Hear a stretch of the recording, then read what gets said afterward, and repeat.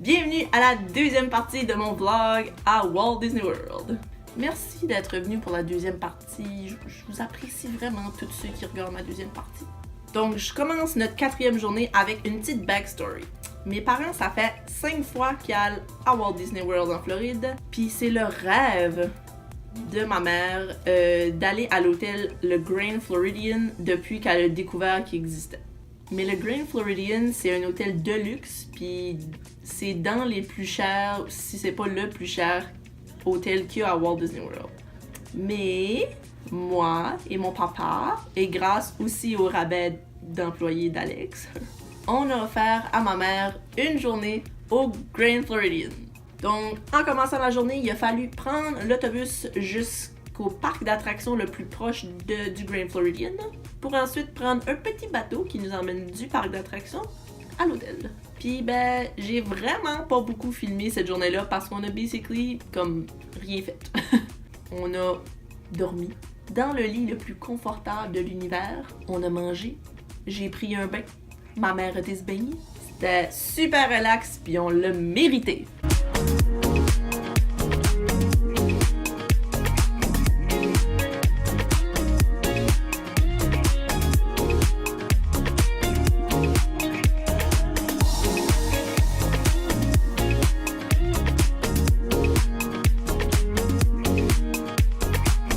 Ensuite, la journée d'après, on est retourné à notre petit hôtel à prix raisonnable pour aller apporter nos sacs, pour ensuite aller à Disney Springs, qui est basically comme un centre commercial. Mais c'est pas comme un centre d'achat comme à l'intérieur. C'est plein de magasins, de restaurants, de bars. Puis c'est gratuit rentrer là, mais tu vas basically là pour dépenser ton argent.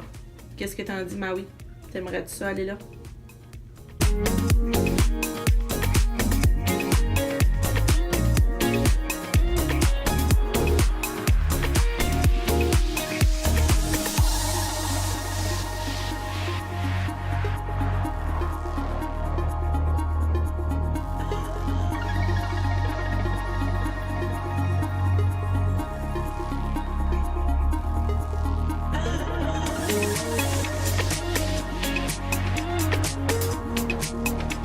J'ai fait le tour, j'ai marché, j'ai magasiné, j'ai eu un late dinner au Raglan Road, qui est un Irish pub. C'était vraiment bon, il y avait de l'entertainment, c'était nice.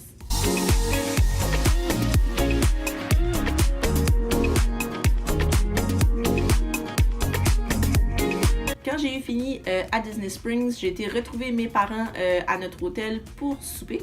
Aussi, je leur ai apporté des petits macarons que Disney donne gratuitement pour divers événements. Puis mes parents, cette année-là, ils fêtaient leur 25e anniversaire de mariage, donc j'en ai profité pour leur amener des petits macarons, 25th anniversary, qu'ils pourront porter pour aller au parc le lendemain. Je suis ce genre de fille-là, moi. Le lendemain, Alex est venu passer la journée également avec nous, puis je nous avais pris des petits macarons aussi pour célébrer nos 5 ans d'amitié. C'est plus des macarons pour les nouveaux mariés, mais on s'est fait féliciter toute la journée. C'était freaking drôle, sérieusement. Tu as pogné un act of kindness live.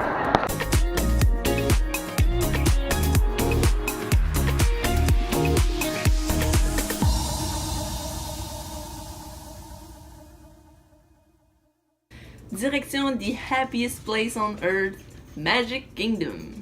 Magic Kingdom, c'est le parc original qui a starté Walt Disney World, le parc qui a été imaginé par Walt Disney lui-même.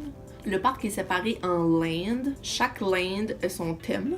Vous allez sûrement vous rendre compte que l'ambiance ou les décors changent à travers la journée, puis c'est pour ça. Donc voilà, j'entre au parc, je vois au loin le château de Cendrillon avec des petits danseurs de rue qui dansent en avant de moi.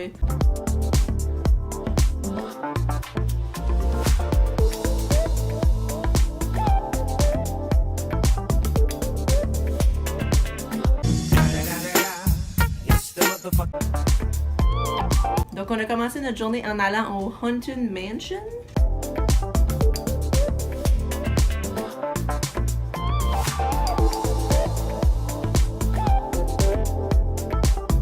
Ensuite, on a été à Frontierland faire Big Thunder Mountain Railroad.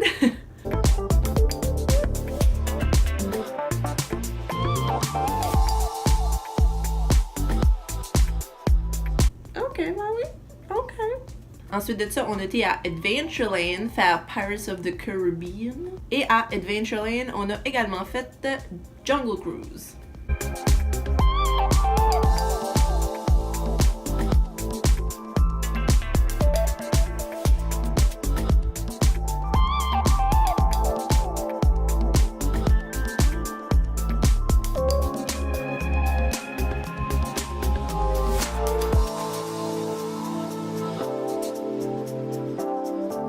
Ensuite, on a été à Tomorrowland, que certains doivent peut-être connaître, que certains doivent peut-être connaître du film avec George Clooney. On a été faire Space Mountain, The Carousel of Progress. Ensuite, on a été dans le People Mover, ok? C'est pas comme une grosse attraction, mais c'est juste comme un petit, comme ça le dit là, People Mover, ça... Comme, you go around Tomorrowland, puis tu vois comme, des fois tu rentres dans des attractions, là, comme tu vois les attractions d'une place que tu peux pas voir autrement qu'en étant dans le People Mover. En tout cas, c'est vraiment underrated, je trouve, comme attraction, mais... Fait que je vous le conseille. Ensuite, aussi à Tomorrowland, on a fait Buzz Lightyear Space Ranger, Spin, j'avais oublié le Spin. Ensuite, on a sorti de Tomorrowland puis on a juste continué à marcher un peu dans Magic Kingdom.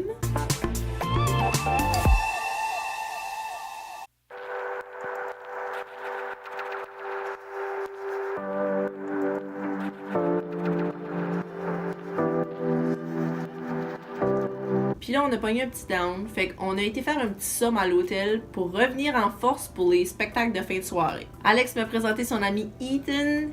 Ethan, if you're watching this, I love you, I miss you, I had such a nice time with you. Ensuite, on est de retour à Magic Kingdom. Et avant d'aller regarder les feux d'artifice, on était dans un magasin de bonbons qui s'appelle Main Street Confectionery, je pense. Puis c'était genre candy galore, là. Je capote. Tous les bonbons puis les petites traites qu'il fait, genre thème Disney, là, sont vraiment chers. Pas mal partout dans le parc, mais je trouve que ça vaut la peine s'en acheter genre une ou deux, juste pour le trip, parce que, tu sais, sont bonnes pareil, là, puis tu sais, c'est en forme de Mickey.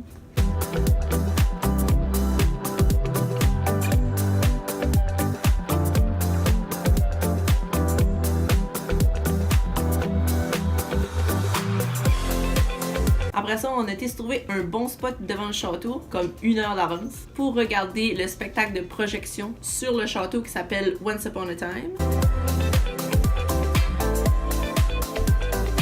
Le spectacle de feux d'artifice qui s'appelle Happily Ever After.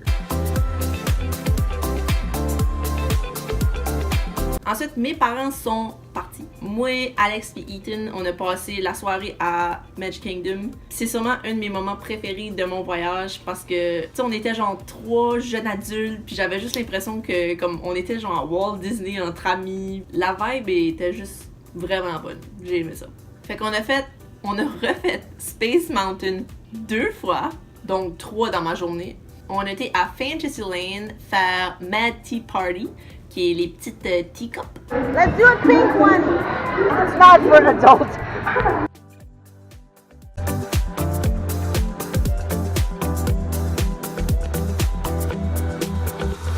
J'ai totalement forcé les gars à aller dans It's a Small World, juste parce qu'il n'y avait pas d'attente. J'aurais jamais attendu pour ça. J'ai encore à ce jour la toune dans la tête. Ensuite, on a été faire le Prince Charming Regal Carousel. C'est basically juste un carrousel, là. Puis c'était la première fois que Ethan embarquait dans un carrousel. Je veux dire, c'est pas ben thrillant, là, mais c'est une chose à faire dans sa vie, je trouve. Et pour terminer la journée, on a été rencontrer 2 princesses. Princesse Tiana, qui est dans Princess and the Frog. Puis c'est actually pas une de mes princesse préférée, là, mais ça a vraiment été comme une de mes rencontres préférées. Elle avait vraiment genre l'accent southern, puis elle me parlait de comme comment sa robe était faite, parce que j'y avais dit qu'elle avait une belle robe, puis elle me parlait de comment ça se passait dans le bayou. C'était vraiment entertaining. Puis ensuite, on a été rencontrer ma queen, ma favorite, Rapunzel, du film Tangled. Si vous avez pas vu le film Tangled, go watch it! C'est mon film de princesse, ou probablement même de Disney préféré de loin. De loin.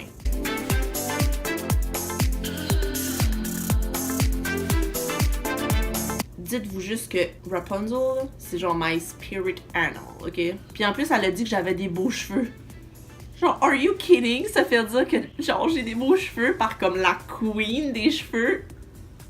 I can't. Fait que c'est ça. Après avoir rencontré ces deux princesses-là, on a retourné à l'hôtel et la journée s'est terminée. Devinez-vous dans quelle maison je suis? Aujourd'hui est sûrement la journée que j'étais le plus excitée à vivre. Parce que, tu sais, j'ai déjà été à Disney, mais j'ai jamais été voir le Wizarding World of Harry Potter. Donc, faut que je vous explique en premier. The Wizarding World of Harry Potter est situé à Universal Studios, qui n'est pas du tout à Walt Disney World. C'est deux parcs complètement différents. Comme Disney, Universal a ses propres hôtels, ses propres parcs, restaurants, magasins, etc. Et aussi, comme Disney, Universal est séparé en différents parcs. Et je voulais pas mal juste, principalement, en tout cas, aller à Universal pour aller au Wizarding World of Harry Potter. Je vais juste appeler le Wizarding World, ok? À partir de maintenant. Je pourrais l'appeler aussi WOP, mais je suis pas capable de le dire sérieusement. WOP. Donc, malheureusement pour moi, ils ont intelligemment séparé le Wizarding World sur deux parcs. Donc, j'ai été obligée d'acheter un billet pour deux parcs, d'une journée pour deux parcs. Mais je voulais vraiment tout voir, ok? Je sais pas si je vais y retourner un jour parce que ça coûte fucking cher. J'étais pas prête. Mon bank account était pas prêt non plus. Mais en tout cas, tout ça pour dire que c'est quand même une bonne chose à noter si vous voulez aller voir le Wizarding World un moment donné, c'est que c'est séparé sur deux parcs, fait que faites-vous pas pogner. Parce que vous allez manquer have the fun. Fait que pour notre journée à Universal Studios, j'ai presque pas filmé. Parce que, premièrement, les attractions sont beaucoup plus intenses qu'à Disney. Mais comme les attractions sont tellement intenses là, qu'on n'a pas le droit d'emmener rien comme sur nous. Comme pas de sacoche, pas rien dans nos poches. Dans, je dirais, la plupart des attractions. Il y a des casiers à l'entrée des attractions, puis il faut tout que tu laisses ta shit là-dedans, donc ma caméra. Comme ils te font passer dans un détecteur de métal quand tu rentres dans l'attraction, là, c'est sérieux, là. Puis comme en dessous des attractions, comme des roller coasters, là, il y a des nets. Et c'est pas pour attraper les personnes, comme moi je pensais au début. Les attractions vont tellement vite, puis tournent tellement comme tous les côtés, que si quelque chose sort de nos poches, ça va le projeter tellement vite que ça pourrait blesser quelqu'un en bas, là, comme à ce point-là. Là. Genre, j'en revenais, comme c'est la première fois que je voyais ça. Là. Donc, les deux parcs que j'ai acheté des billets pour, il y en a qui s'appelle juste Universal Studios. Je sais, c'est confusant. Genre, le gros parc s'appelle Universal, mais il y a comme un petit parc qui s'appelle Universal Studios. Et puis, Islands of Adventure. Donc, on a commencé notre journée à Universal Studios. On a fait les attractions Hollywood... Attends, faut que je le lise celle-là. Hollywood Rip Ride Rocket. On a fait Transformer The Ride 3D, puis on a fait Revenge of the Mummy. Puis ensuite de ça, le Wizarding World est dans le fond des deux parcs, fait qu'on a pu faire ça, puis finir dans le parc de Harry Potter. Et le côté Universal Studios et le côté Diagon Alley. Donc là où est-ce que Harry Potter et ses amis vont chercher leur fourniture scolaire puis tout ça avant que l'école commence. Première chose qu'on a faite en arrivant à Diagon Alley, on a été manger dîner au Leaky Cauldron. C'était dans mon top 2 des meilleurs repas que j'ai eu pendant tout mon voyage, ok? Ça faisait tellement un bon changement des fries, hamburgers, nuggets. C'était delicious! Puis j'ai eu ma première butterbeer. Je conseille à tout le monde la butterbeer. Et tu peux l'acheter frozen, normale ou chaude, si je me trompe pas. Fait qu'il y en a pour tout le monde. Ensuite, j'ai été acheter ma baguette chez Ollivander. Pour ceux qui ça intéresse, j'ai acheté la baguette de Hermione parce que je trouvais que c'était la plus belle. Ça vient aussi avec une petite boîte que tu peux comme faire un présentoir puis la ranger aussi là dedans. C'est tellement l'achat la plus inutile de l'univers. Mais je voulais avoir ma baguette. Ok. Akio, achat inutile. Ensuite, on a été faire... J'ai ma baguette. On a été faire une de mes attractions préférées, encore une fois, de tout mon voyage. Harry Potter and the Escape from Gringotts. Ensuite, quand t'es dans le Wizarding World, tu peux traverser dans l'autre parc en prenant le Hogwarts Express. Tu rentres dans la King's Cross Station. C'est pas juste comme un train qui bouge, là. Ta fenêtre, c'est comme une espèce d'écran que tu vois comme les paysages passer. Genre, les portes sont comme givrées, puis à un moment donné, tu vois des Dementors arriver. Puis il y a genre Harry qui arrive, puis qui est comme « Expecto Patronum ». Puis là, comme, les Dementors s'en a...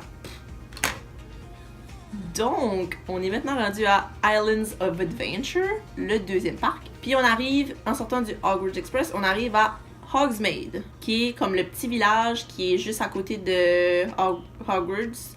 Dans Hogsmeade, il y avait encore plein de petites boutiques. Il y avait la Candy Shop, là. Girl! Je voulais vraiment acheter une Chocolate Frog, mais genre une Chocolate Frog, c'était genre 15$ américains. Ouais, j'en ai pas acheté. Je l'ai pris en photo. Ensuite, on a fait l'attraction Flight of the Hippogriff. Et on a fait l'attraction qui a manqué me fait mourir. Harry Potter and the Forbidden Journey. Petit disclaimer, ceux qui ont une phobie ou une peur des araignées,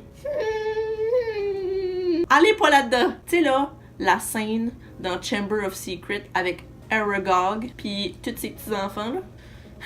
Tu vis ça comme si tu serais Harry en 3D. Mais à part de ça, l'attraction, c'est bien le fun, je veux dire. C'est comme si tu y serais.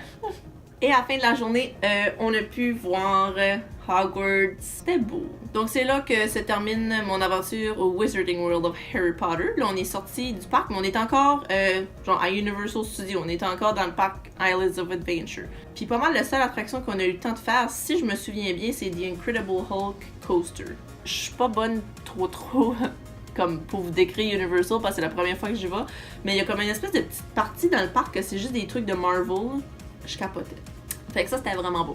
Donc, hey, c'est ce qui se termine ma journée à Universal. On retourne à Disney.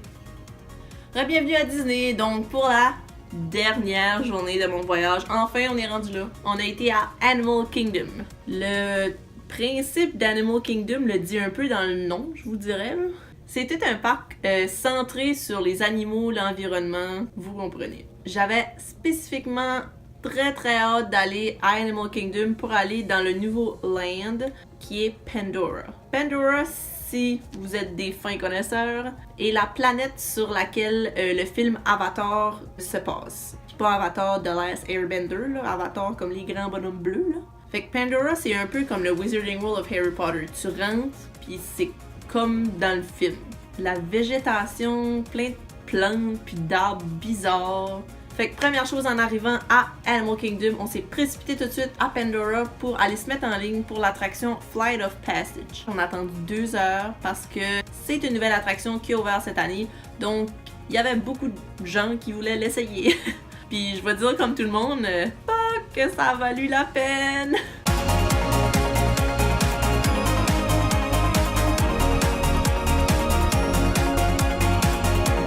Ensuite, on a été faire le Kilimanjaro Safari, qui est pas sur Pandora. Mais ensuite, on est revenu à Pandora pour aller dîner, parce que j'avais entendu parler que la nourriture sur Pandora était malade. Donc, on était manger au, faut que je le lise, Satuli Canteen. Tous les noms de places puis de choses là-bas, en passant, sont comme en Navi, là, pour le langage des avatars. Donc, j'ai un peu de misère. Donc, quand j'ai eu fini de manger mon repas comme s'il n'y avait pas de lendemain, moi et mon père, on a été faire Expedition Everest, qui est une de mes attractions coup de cœur, encore une fois, de mon voyage. En passant, je dis moi et mon père parce que la plupart des attractions, quand j'étais avec mes parents, c'est moi puis mon père qui les faisaient ensemble parce que ma mère allait vraiment pas à attraction. Ensuite, on a été faire Kali River Rapid.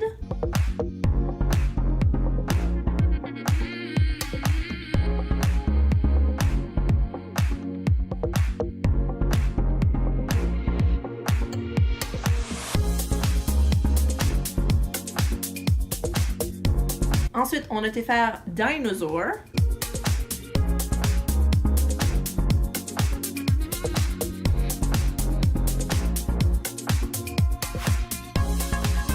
Ensuite, Ensuite, on a été dans le gros arbre qu'on voit en entrant à Animal Kingdom qui s'appelle le Tree of Life pour regarder un petit film 3D qui s'appelle It's Tough to Be a Bug. C'est basé sur le film A Bug's Life, c'est avec les personnages. Encore une fois, si vous avez une phobie des araignées, il y a littéralement des araignées géantes qui a juste comme sorti du plafond puis qui descendaient sur l'audience. Je vous niaise pas là. J'étais en petite boule entre le siège puis l'autre siège. Il y avait moi en petite boule genre. Puis j'étais comme ah! Puis genre les petits enfants alentour de moi comme ils riaient. Genre. Ensuite, j'ai fait comme à Magic Kingdom, j'ai retourné à l'hôtel faire un petit somme pour être en forme pour les spectacles de soir. En revenant, j'ai tout de suite retourné, encore une fois, à Pandora pour voir Pandora la nuit. J'ai pas pu rien capturer avec ma caméra qui mettait vraiment en valeur comment c'était beau, là. Mais juste pour vous donner une idée, tu sais, dans le film, ben, quand c'est la nuit, puis que Jake Sully, il découvre pour la première fois la nuit, puis tu sais, comme il touche des choses, puis là, ça rouvre, puis c'est tout illuminé.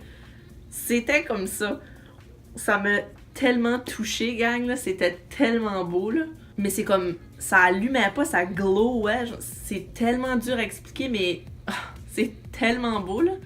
Puis tu marches, puis comme le plancher allume. Pandora est un gros coup de cœur de mon voyage. Surtout la nuit. J'ai été me chercher un Night Blossom au Pongu Pongu. Et pour terminer ma journée à Animal Kingdom, j'ai été voir le spectacle Rivers of Light, qui est aussi un nouveau spectacle et qui était magnifique. Donc voilà, c'est ce qui conclut mon voyage à Disney et Universal à Orlando. J'espère que vous avez aimé regarder mes vlogs autant que moi j'ai aimé les filmer et les monter, même si j'ai hyper procrastiné. Je sais pas comment je m'en suis sortie, je veux dire, dites-moi-le dans les commentaires. Oh, c'est tellement bizarre de dire ça. Puis si ça vous intéresse de voir d'autres choses que je fais, d'autres de mes péripéties, dites-moi-le. Puis je vais vous le filmer, puis je vais vous le monter, puis ça va me faire plaisir. J'espère aussi que je vous ai donné le goût d'aller à Orlando vivre tous ces moments magiques-là. Merci à mes parents de m'avoir accompagné. Merci à mon meilleur ami Alex de m'avoir tenu compagnie et m'avoir donné plein de rabais. Quand j'ai été là, ça m'a fait plaisir d'aller te voir en Floride. À la prochaine, je vous aime. Mouah!